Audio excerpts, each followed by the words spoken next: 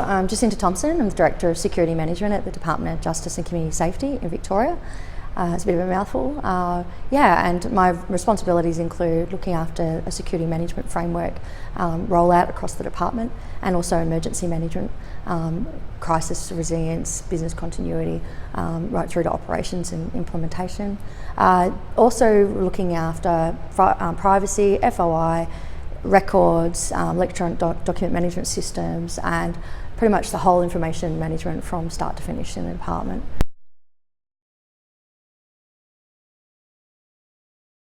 Yeah, so the last 12 months have really been setting up the security posture, really looking at how we actually can do better across the Department of Justice as a team of people right across all of our different functions, from people and culture, looking at HR, resources, etc., through to finance.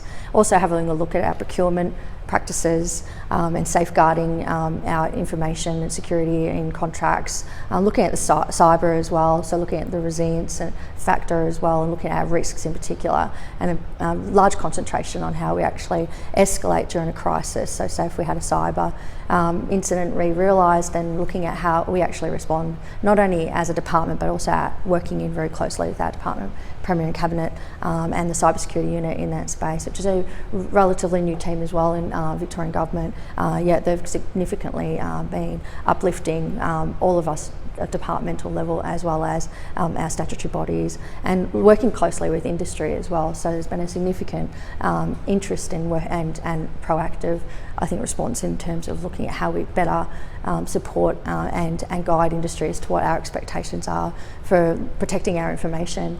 And justice information is quite unique. It's not just about building ships and tanks and things like that we do in Department of Defence and other critical infrastructure type programs, but it's more about how we actually protect people who are vulnerable, and that could include anything from a victim of crime to a person that might be in the prison system or correctional facility systems. So yeah, we've got quite an interesting cohort of people that we protect, and you know, also the people in our community. The community safety aspect, I think, of the department's been a big change from a regulation to community safety focus.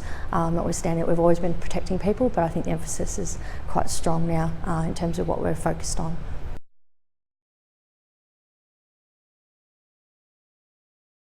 Yeah, I certainly think there's a lot of learnings that we can have across multi-jurisdictional, anything from how we access information to how we share it. Certainly, I think strengthen partnerships both in a state sector, industry as well. There's a lot of corporate knowledge, I think, that we should be able to share and do that securely in order to enhance anything from the way we share information to support our regulation, and both at a state and national level in terms of federal requirements, but also in terms of just the day-to-day, how we actually support people to understand that what we are doing is protecting their information at a level where they feel comfortable. So it could be the mums or dads, the people that we support in either a justice sense or even in a broader community sense.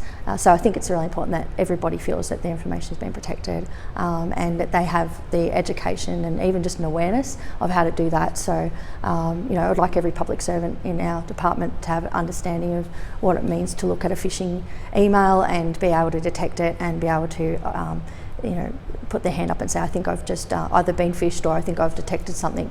You know, I think people in our department are certainly more proactive, and we've been focused on raising their awareness, and that every single person, security is everybody's business in the department.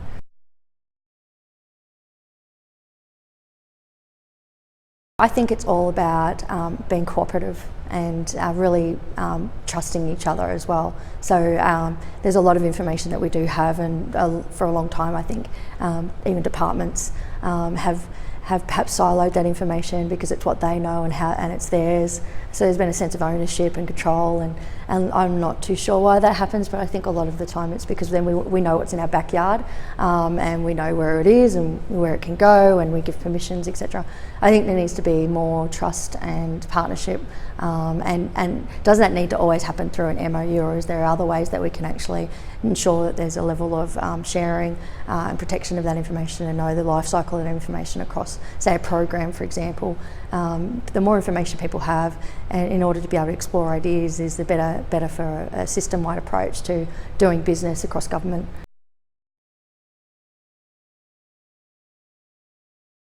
Yeah, well, certainly we've got pretty strict guidelines around our procurement practices and the way in which we can engage with industry in a government sense, which is appropriate. However, I think it's also about working out and understanding what the environment is. So a lot more research, I think, needs to go into what is out there, and looking and supporting companies that are perhaps only on the startup and yet trying to grow their security capability and requirements. Certainly those startup companies are often willing to invest a lot more than what some substantive companies are. So I think it's about actually fostering that relationship, looking at particular programs that you can support them to work in the space in a smaller way, and then build up and gradually over time increase their ability and access to government services and the provision of those services to government.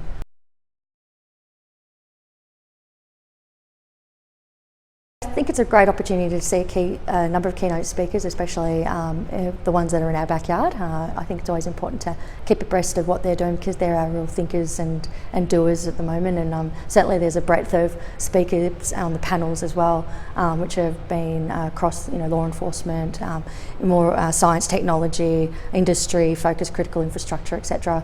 But I think it's also important for us to hear from our international speakers as well, and people that have taken the time out of their own lives to come across to us in a country sense, and come and meet and explain how they're doing it at a very high level in government, either in the UK, US, etc. So I think it's always good that they come and share what they know, and there's always some familiar faces, which is always nice too from a networking perspective.